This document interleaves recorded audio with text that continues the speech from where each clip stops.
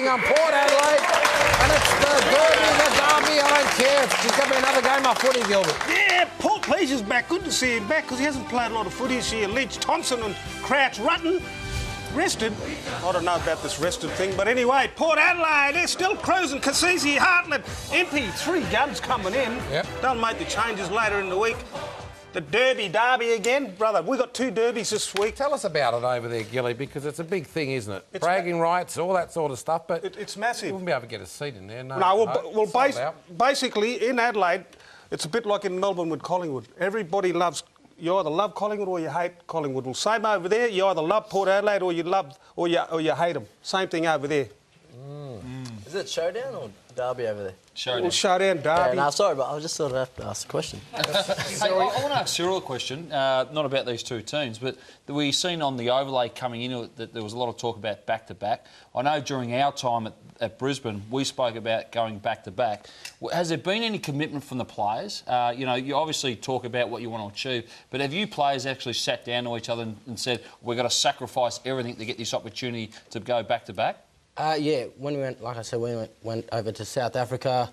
You know, the teams sat down together and you know, did the trademark things that we want to do. And you know, we spoke about 2008 when we won the flag, and then came back the following year and you know, didn't make the top 8. So this year, sat down, spoke about you know, players missing out, and but we're definitely wanting to hunt and get back to finals footy. Cyril, well, let's get back to the Adelaide and Port Adelaide game, Chris. And you didn't play against Port Adelaide in round 10, but so far, obviously they're one of the flag favourites, but what do you see as Port Adelaide's biggest strength? Oh, I think, you know, just their willingness to hunt, and, you know, they're definitely shown this year that, you know, they're going to be there at the end of the season. And oh, look, I haven't seen too much of their games, but you know, it seems like they, you know, definitely attack and use the ground. In terms of their fitness, are they the hardest to play against in terms of their run for 4 quarters?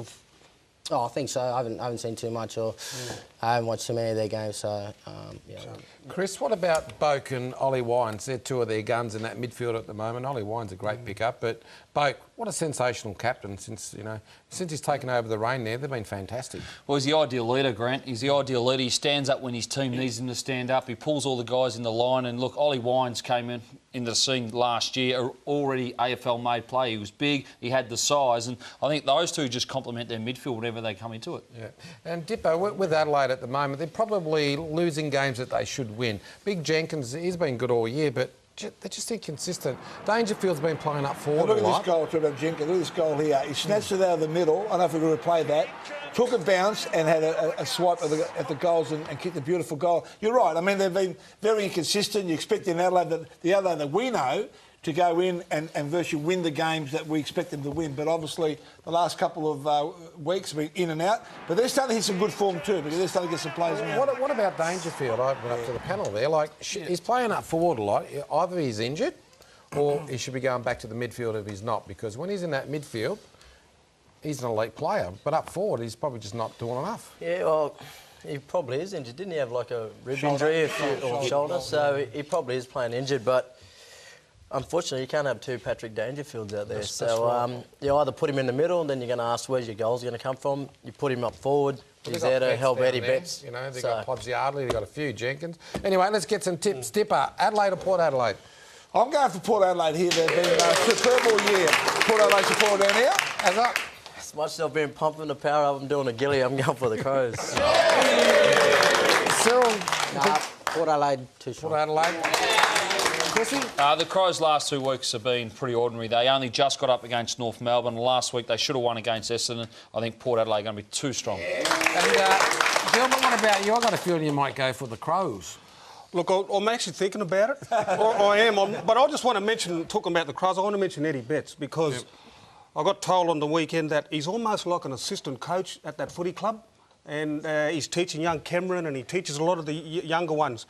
Look, I'm going to stick my neck out and I'm going to say Crows in an upset. Port Adelaide to win this one, Gilly. All right.